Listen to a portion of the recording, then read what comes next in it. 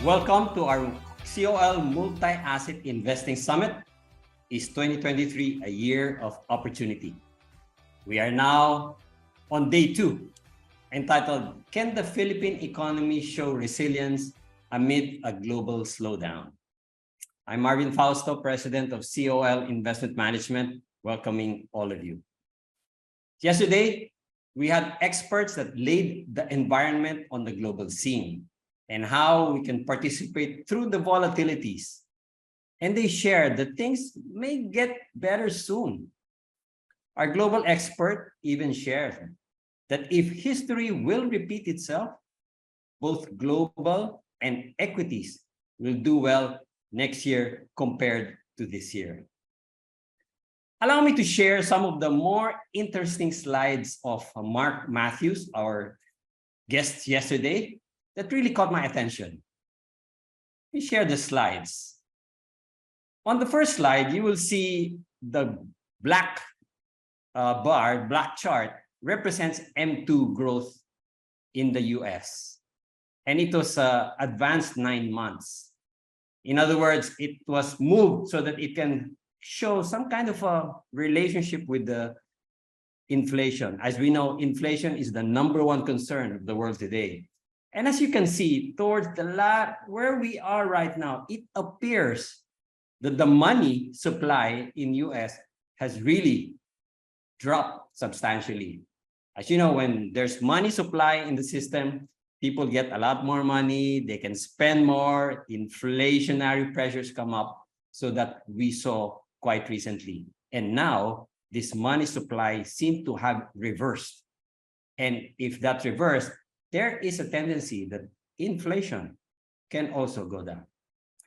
The next interesting slide I saw is this. The red chart represents the average of major inflation outbreaks from the late 1940s to the early 1990s. This represents the period where inflation breaks out of the normal range. And the presentation here showed the blue line represents where we are today. And it appears also that somehow inflation is also peaking. There's a tendency that it can also go down in the next few months or couple of years. Next, this is the Bloomberg dollar index. And it's an index of the dollar compared to all other currencies. And it appears also, technically speaking, it has broken the uptrend line. So some sense that it may have peaked as well. Next, our speaker inverted this dollar index and laid also the MSCI World Index with it. And you can actually see the correlation between the global stock market, which is the MSCI World, and the dollar index. And if, for example, the dollar index now weakens, which is the inverse of this chart, it appears that there is a correlation that MSCI can actually improve for the coming months. Next slide. This is the forecast of Julius Baer versus the consensus. And the consensus showed that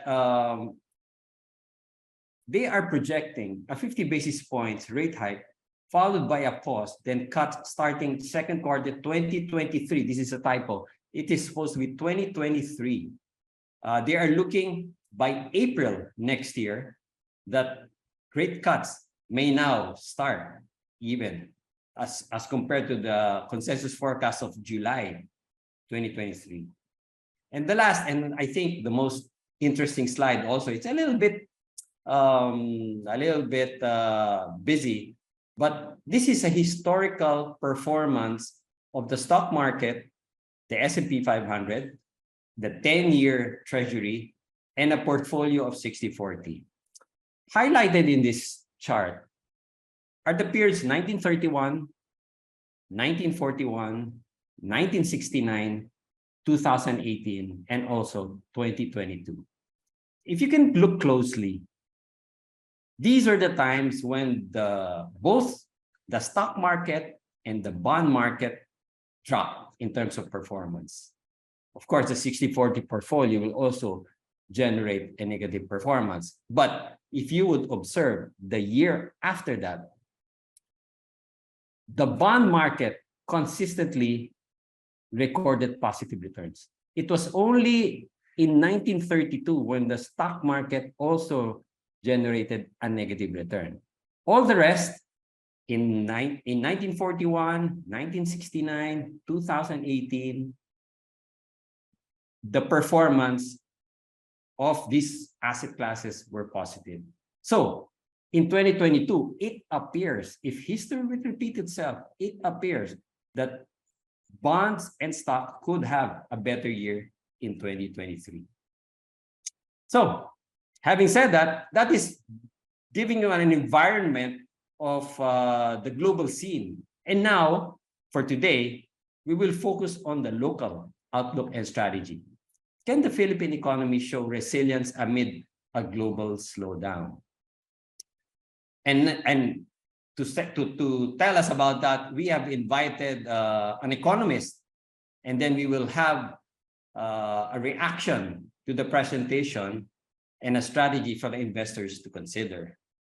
All right, sige, umpisahan na natin to.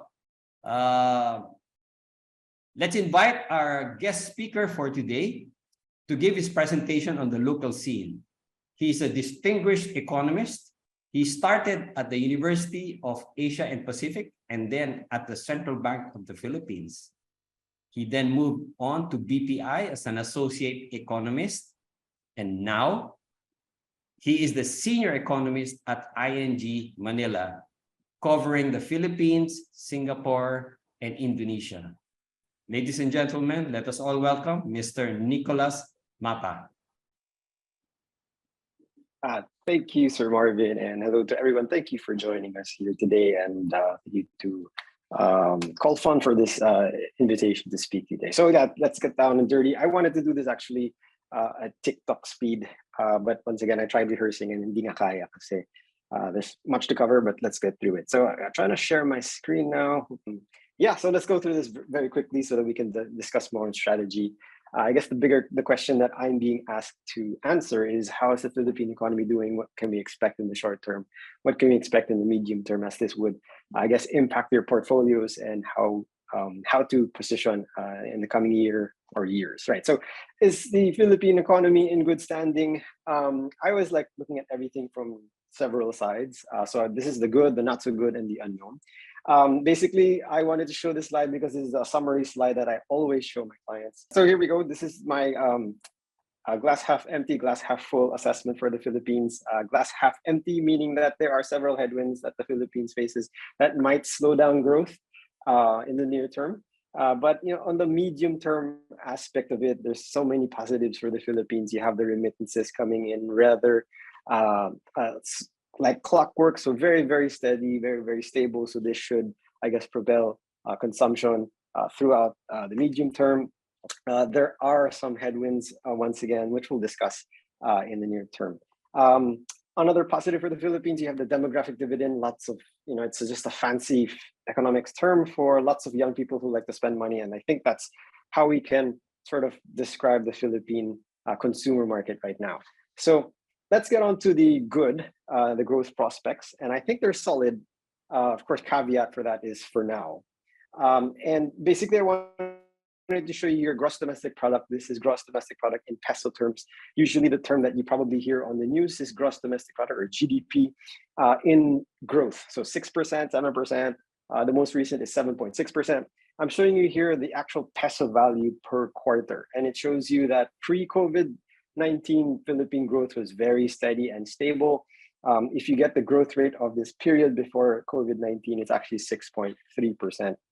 So very, very robust, very, very admirable and strong growth. And of course, when you run into COVID-19, you lock down the economy, you pretty much knock out the consumption base for the Philippines. And that's going to lead to slower growth. But since then, with the economy reopening, consumption has been very strong. And I wanted to focus on the the aspect or the sectors of the economies that have been doing particularly well throughout the reopening. And I wanted to highlight them in yellow. The first, of course, is food and non-alcoholic beverage. It's still strong, but it's sort of losing steam, I think, basically because people have shifted their consumption patterns from buying in the grocery and now eating out. And if you look at the yellow sort of highlights that I have on the bottom portion, that's transport, recreation and culture, restaurants and hotels, pretty much validates what we've been seeing on the streets. Sobrang traffic, the malls are packed, restaurants are full. So looking at the growth rates here, it's subsequent quarters and quarters of double-digit gains for recreation and culture. So people are going back, staycation, going out, having fun. Restaurants and hotels, all booked, all full. And one thing that we can expect is that this will at least be continuing into the fourth quarter. So in terms of near-term growth prospects, I think quite solid, mainly because there's so much what they call revenge spending is still in vogue. I think people have been cooped up in their homes and they're just telling themselves, for the first time in forever, it's our time to go out, it's our time to meet up, it's our time to go on staycation.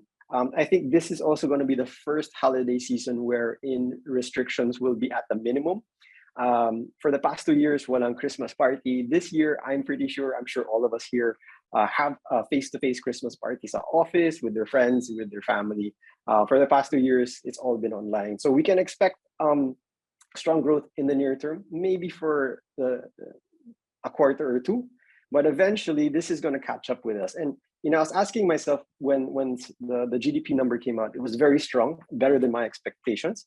And I was saying, but how are people funding all of this spending? Because inflation is through the roof, and incomes haven't been rising as fast. And the quick answer to that is shown in this slide. This slide shows us the savings rate for the Philippines, and it's actually on the way down again. So this tells us that people are spending, and they're spending a lot despite high inflation, despite rising interest rates, mainly drawing down on savings. Now, this just tells us that consumption is going to stay strong because people are so, revenge spending is still in vogue. However, this is probably only going to last as long as our savings can hold up.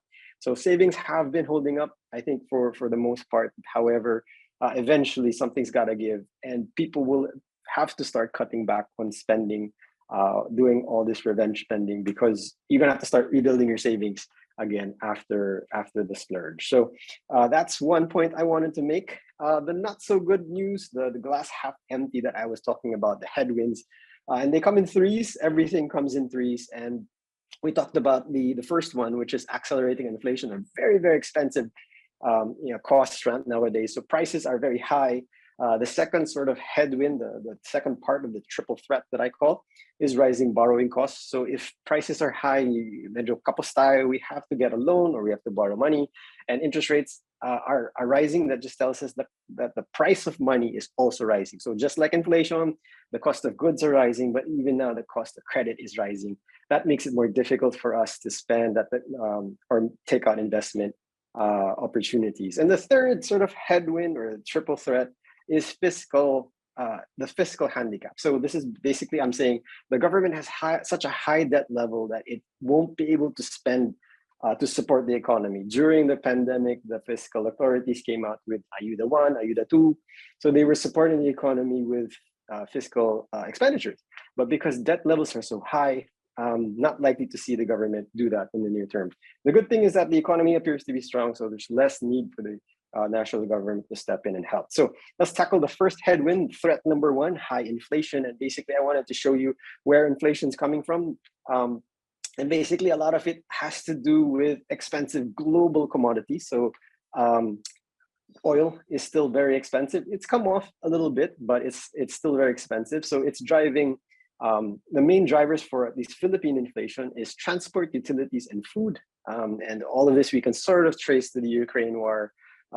Global oil prices are still high, so you can see pump prices, diesel. I mean, they've come off rather a bit. However, I still wouldn't imagine paying close to 70 pesos per liter for diesel if you asked me that question at the start of this year. Utilities, of course, taking their cue from expensive commodities. And lastly, food prices also higher because we import a lot wheat from Ukraine, flour. Apparently, we have shortage of sugar, so a lot of work needs to be done. Plus, all the storms causing damage. That's keeping inflation high. So, people always ask me, what's driving inflation? Well, I say there's always two sides to the coin. Inflation or higher prices driven by two factors. One is called cost push. The second one is called demand pull. Now, when we ask ourselves, okay, what's cost push inflation? Basically, cost push, let's say if you have your phone here, inflation for your phone may be going up because the cost of production is going up. The computer chips are more expensive. The screen is more expensive to produce. It's imported, so because of the weaker peso, the price of the phone goes up. So that's one, that's cost push. The second type of inflation is demand pull. For example, now with the new iPhones out, there's a lot of demand for that. That tends to push up prices as well. So in the Philippines, we're seeing both forces drive up prices higher. However, I think the main driver for higher prices continues to be the supply side, cost push, expensive commodities, lack of good facilities to support our agriculture. All these things are factoring into push up prices for commodities. The second factor, a little less so, about 15, 16% is driven by demand side because the economy is very strong. It tends to pull up prices, and that's why we call it sort of demand pull inflation. So both factors driving up inflation, but still the main cause is cost push or expensive commodities in the global market. Now, high inflation is caused by, we talked about the Ukraine war's impact on commodities, and with this price shock, in the past, price shocks have been very short and fleeting. If you remember, maybe there's war in the Middle East, or there's some fight in the Middle East, or there's supply chain disruption, and then it gets fixed, and then oil prices come down very quickly. Because supply chains are still very tight, because the war continues in Ukraine, that sort of supply first round effect that they call it continues to pervade. Ang haba na, it's almost a whole year that they've been fighting. So oil prices are very expensive. And that tends to lead to what they call second round effects. So when commodity prices are high, when inflation is elevated, this gives everyone the excuse to say, tataas na rin ako ng presyo kasi everyone's doing it at the same time. This is what you call second round effects. And this tends to lead to pervasive or long-lasting inflation because everyone's adjusting to higher inflation. Everyone's going to be raising prices from here on. So this is going to lead to a situation where inflation next year, even if it comes down, will come down very quickly. And as you know, expensive prices takes away purchasing power. So your 100 pesos, if inflation, let's say, is 10%, is only 90 pesos. So you have little less to spend. And that stops or limits consumption. So they always say, this time it's different, but this time it really is different. If you look at past episodes of inflation, let's say 2018, inflation was at 6.7%. It was only rice that was driving that inflation episode. This time around, we're seeing higher inflation across the board because everyone's raising their prices. Everyone's saying, gasoline is so expensive, electricity is so expensive. So everyone's raising their prices at the same time. This is going to lead to sort of long-lasting, pervasive inflation even into next year. So that's one thing that I have as I look into next year and maybe the year after that. So inflation will likely stay high even to next year. The second threat, I talked about it, the fiscal handicap, very, very easy to explain. The fiscal side, the national government is pretty much has a very high debt level, so they won't be able to spend so much next year or maybe the year even after that. So that's one, and we're seeing it in the numbers. Government spending is on the way down, mainly because they have such a high debt level. They can't add any more to the debt kasi nga baka there are some implications on the debt, the credit rating. So not a lot. We can't expect the government to save us next year. The third threat is high interest rates demand. So BSP is an inflation targeting central bank. And basically the name of the game for the BSP is pag mataas ang inflation, more often than not, they tend to increase interest rates to sort of combat that type of inflation. So with inflation now close to 8%, the BSP has been very aggressive in increasing interest rates. And we know that interest rates are simply the price of money. So if money is expensive, it's harder for us to get out a loan if we need the extra cash for, let's say, buying a car, buying a house, or for businesses if they want to expand. So one thing I wanted to show you here is that car sales have improved. So car sales is one good example of investment outlays or investment activity in the Philippines. And it's sort of improved. As you can see, vehicle sales are now close to or almost at pre-COVID levels of sales. However, bank lending is not picking up, which tells me that, I'm trying to figure out how are people financing their cars. Maybe they're dipping into savings, or maybe they're going through other financing mechanisms, not with the bank. So because it's very expensive to finance things, maybe people are resorting to other channels to finance, or they're dipping into savings to buy cars. So either way, investment outlays will not be as potent or as strong, mainly because interest rates are so high. This is usually the case. So now that we sort of looked at the Philippine economy, it's glass half empty, glass half full. We got a good thing going right now in the short term, but medium term, we got a lot of headwinds. Let's look at other things that you're probably very interested in. Dollar peso is always top of mind for people when we have presentations. So let's do the dollar peso first. 2020 to 2022 has been a very, very humbling experience for analysts like myself. Our forecasts are always wrong now because of all the developments that we're seeing. So whenever I want to do my strategy, or whenever I want to do my outlook, I always like to do this sort of chart, this table, and what do we know, and then what don't we know, and let's just try to figure things out from there. So what do we know? Philippine growth is robust, slowing a bit maybe because of the headwinds. The Philippines will continue to run a trade deficit. This basically tells us that we import more than we export, so the trade numbers always show that. But what do we, what about the things that we don't know? There's a lot of talk now. I'm sure all of us are very, very, we're Fed watchers. We look at what the Fed's going to be doing. And the big question is when will the Fed stop hiking? Because that's probably when the BSP will also stop hiking. If the Fed does stop hiking. So let's try to go through these things. We know certain things. This is what we're talking about. We know that the trade deficit will remain. Basically, the Philippines has been a trade deficit for almost forever. There are some months in 2014 when we ran a trade surplus, but more often than not, we run a trade deficit that tells us more dollars are leaving the country than coming in. And whenever this happens, you tend to see pressure on the peso to weaken, or you can see spot moving higher. And with all the imports that are coming in, we import a lot of energy. I wanted to show you what we import. We import capital goods, not even a lot nowadays because maybe interest rates are so high. Raw materials are very expensive because the global commodity supply chain is tight, and energy. So these are the three things that we import. And most of it now is because energy is expensive. That's why we're seeing the blue line increase. Raw materials, commodities in general are much higher. Let's go through this. So we know that the Philippines will run a trade deficit, and because of that, we will run a current account deficit. And this relationship is very easy. Whenever the current account, which is the orange bars, when that's over zero, that means there's a surplus. That means that the peso usually is stronger. As you can see on the left-hand side of this chart, January 2012, current account surplus, that orange bar above zero, you tend to see a strong peso. When you see the number negative or in deficit, current account deficit, you tend to see the peso weaken. And if you look at the right-hand side of the chart, we're running a current account deficit, and that's also what's explaining that really sharp run up in spot. So what do we know? What don't we know?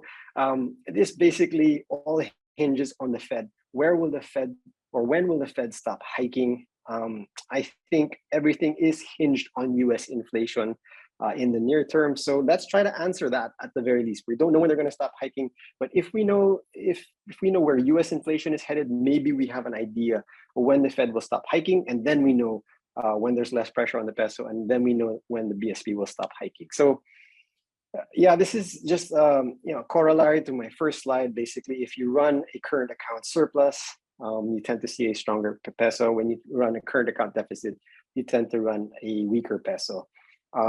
Same thing here.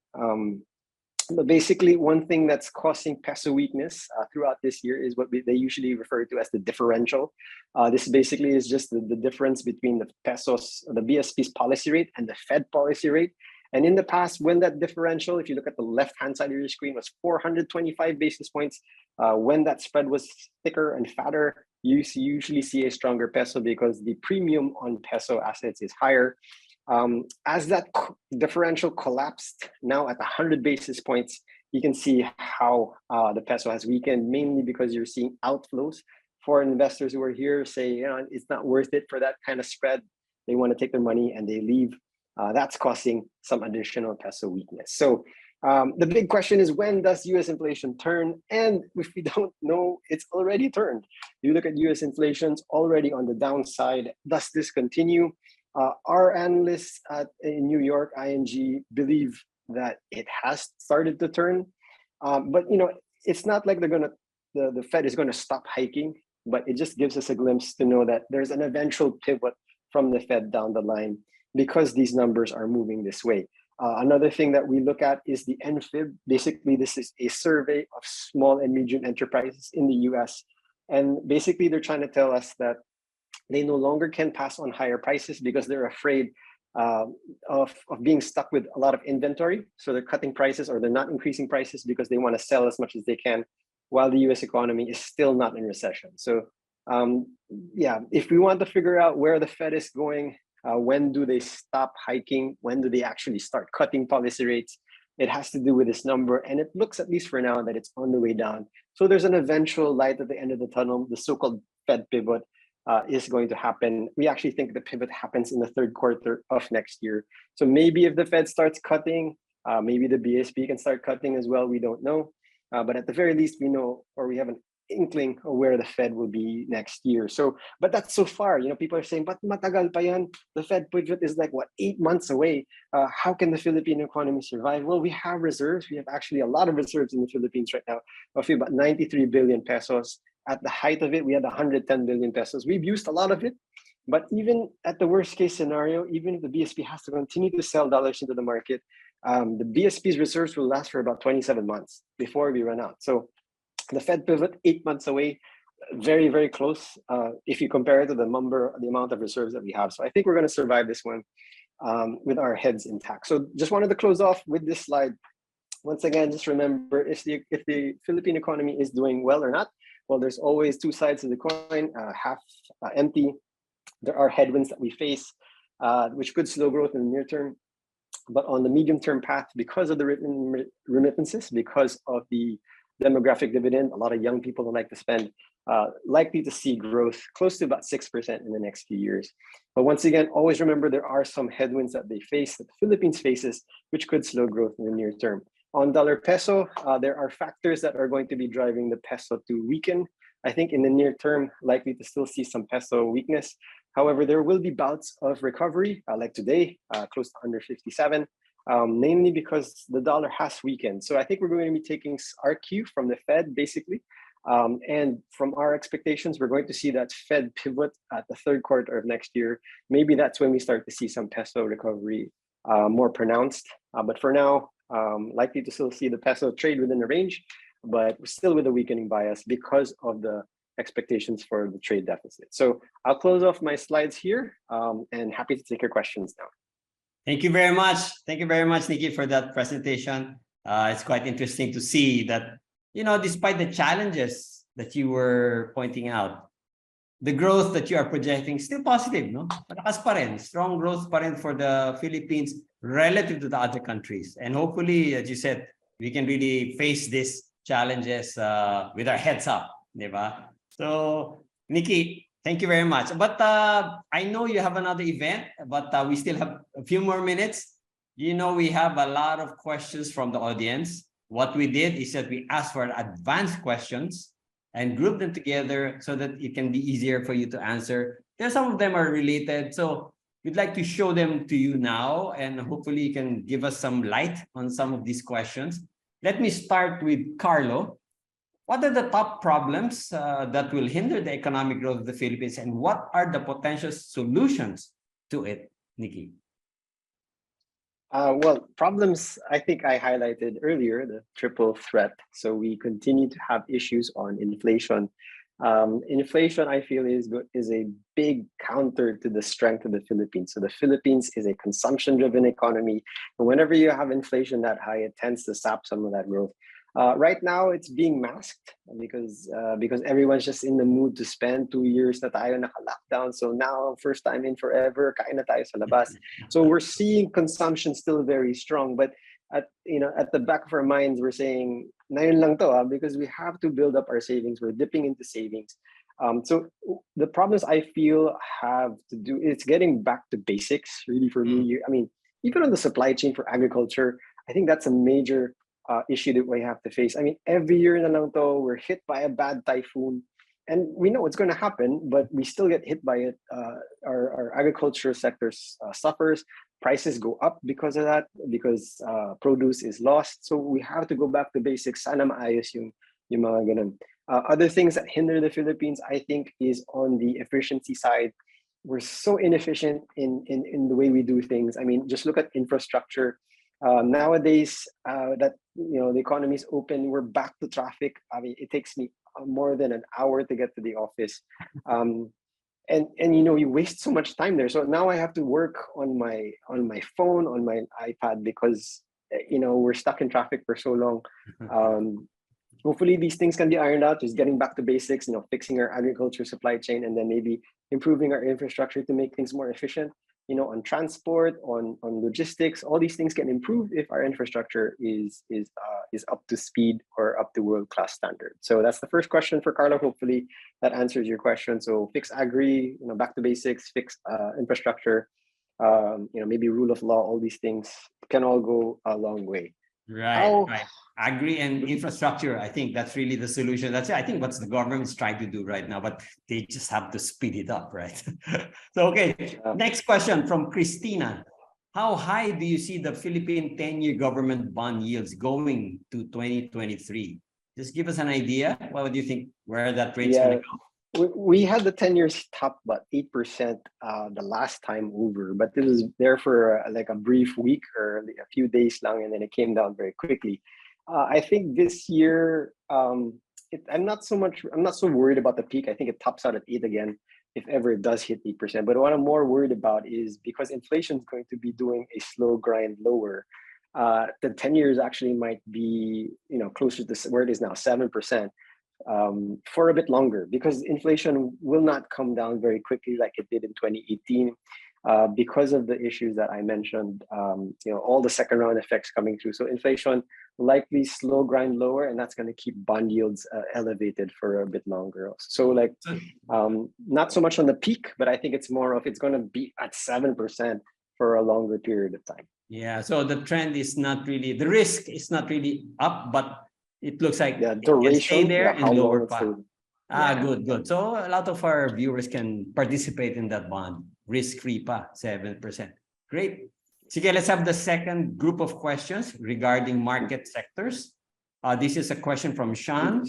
Which industries will be able to recover faster in 2023 rather than the rest? What indications should we look for? Yeah, I think a lot of this reopening story might continue through to at least the first half of 2023. We talked about the first time in forever, and I think that's going to persist for a bit longer.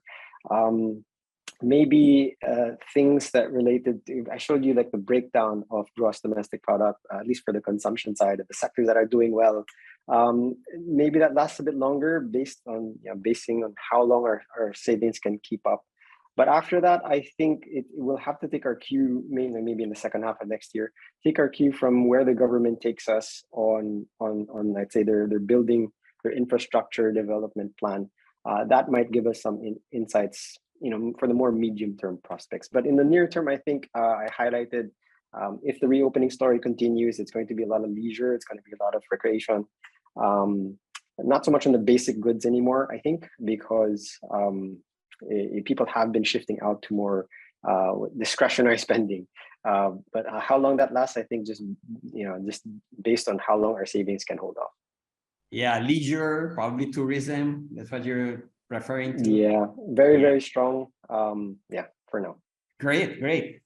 These are the two group of questions that we've identified.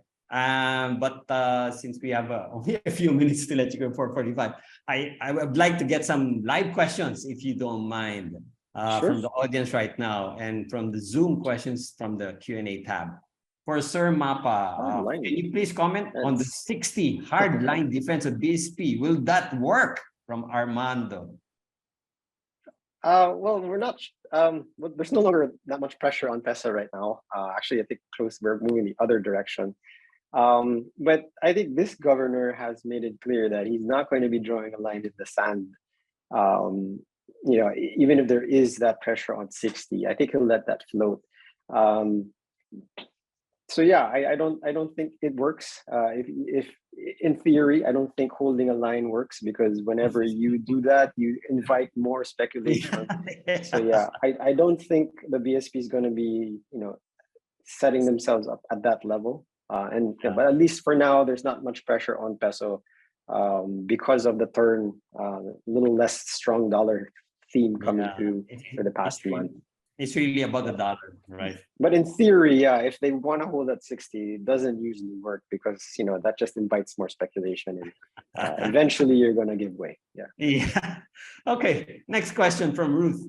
How to balance fiscal pump priming in infra versus the debt control? Yeah. They're trying to bring down the debt to below Yeah. 60% to That, GDP. that that's a tough one, because the longer you stay above 60%, you're leaving yourself open to downgrades by at least Fitch. I think Fitch is particularly worried about that level. And I think if you look at the spending numbers, it's really showing that they've sort of been holding back on their spending, because I think they're worried about this number in particular.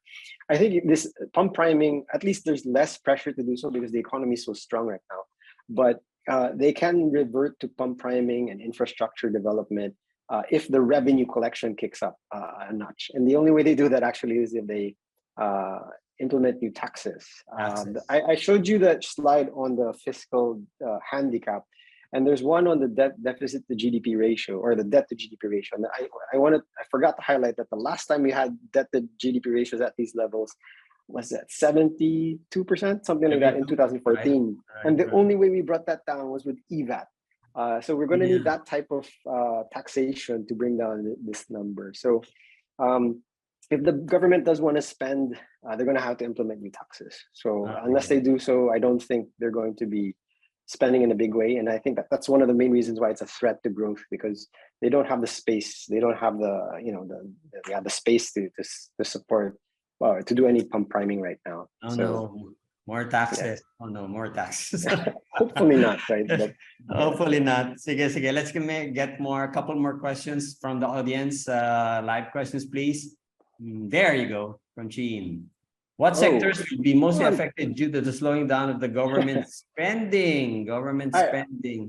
I'd say infra related. I think those are the first ones to go.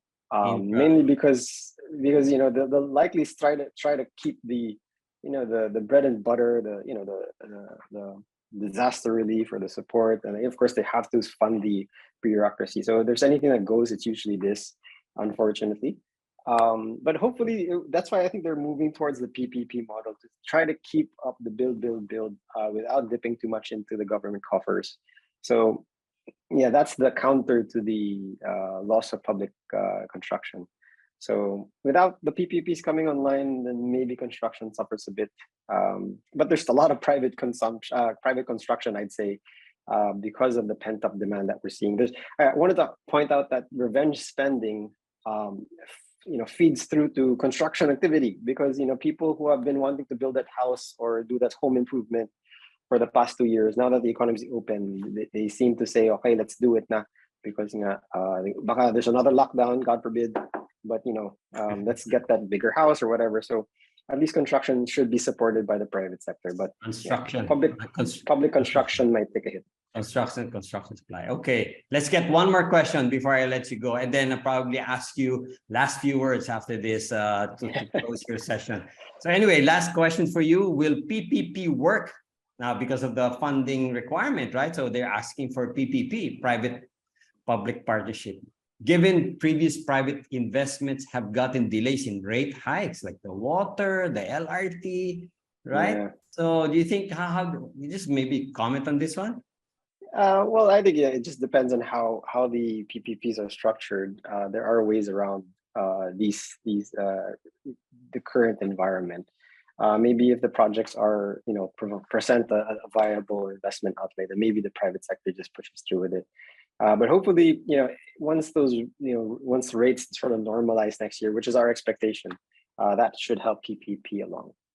Yeah. So hopefully we have some of these more PPPs. So With that, I'm going to let you go because I know you have another one. But the question really, the title of our session, can the Philippine economy show resilience amid a global slowdown? Nikki, last few words for you. Yeah, the Philippines has always sort of been insulated by most of the time throughout these slowdowns, mainly because you have the remittance channel. Remittances continue to come in at a very steady, it's almost like clockwork. We'll get about 2.4 billion pesos coming in, and that tends to support consumption. Come hell or high recession, there's always going to be Filipinos sending home money, so that's going to support us at the very least. Now, I think the biggest sort of obstacle to growth is always going to be within.